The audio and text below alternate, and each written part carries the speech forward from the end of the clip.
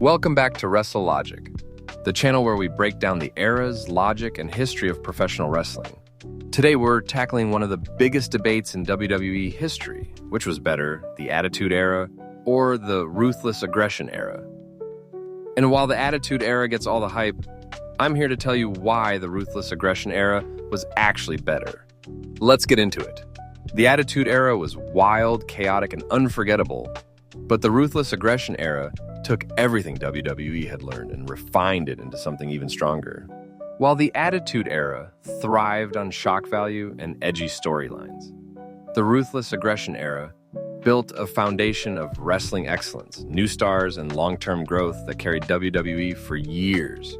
One of the biggest strengths of the Ruthless Aggression Era was its talent roster. John Cena, Randy Orton, Batista, Brock Lesnar, Eddie Guerrero, Kurt Angle, and Rey Mysterio all rose to prominence during this time. Unlike the Attitude Era, which was dominated by just a handful of megastars like Stone Cold and The Rock, the Ruthless Aggression Era produced a generation of main eventers who could carry WWE into the future. In-ring quality was also far superior.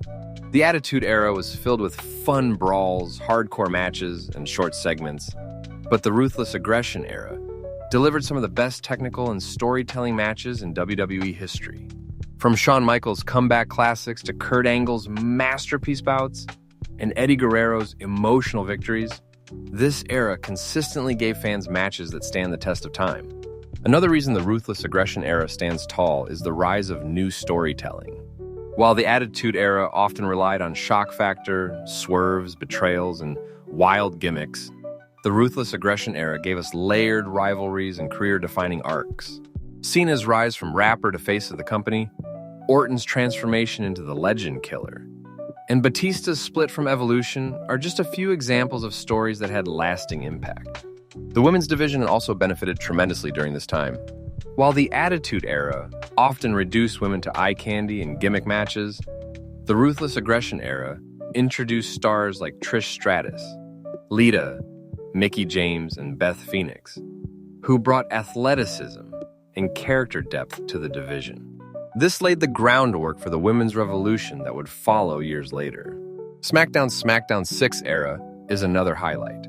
The Attitude Era made Raw must-see television, but the Ruthless Aggression Era gave SmackDown its own identity with wrestlers like Angle, Eddie, Edge, Benoit, Rey, and Chavo putting on some of the best weekly matches in WWE history. This made both shows feel like must-watch wrestling instead of one being clearly better than the other. Another key point is longevity. The Attitude Era burned bright but fast, relying heavily on two megastars, Stone Cold and The Rock, both of whom were gone by the early 2000s. The Ruthless Aggression Era, however, produced a roster of stars who carried WWE for the next decade and beyond. Cena, Orton, and Batista alone became the backbone of WWE for years, proving the era's long-term value. Finally, while the Attitude Era changed wrestling forever, the Ruthless Aggression Era gave WWE stability, star power, and credibility inside the ring. It wasn't just about shock value, it was about building a sustainable product with world-class wrestling and unforgettable characters. Without the Ruthless Aggression Era, WWE wouldn't have survived past its most chaotic period. And that's why the Ruthless Aggression Era edges out the Attitude Era. It had better matches, more long-term stars, stronger storytelling, and gave us the future of WWE. Do you agree, or do you think the Attitude Era is untouchable? Let me know in the comments.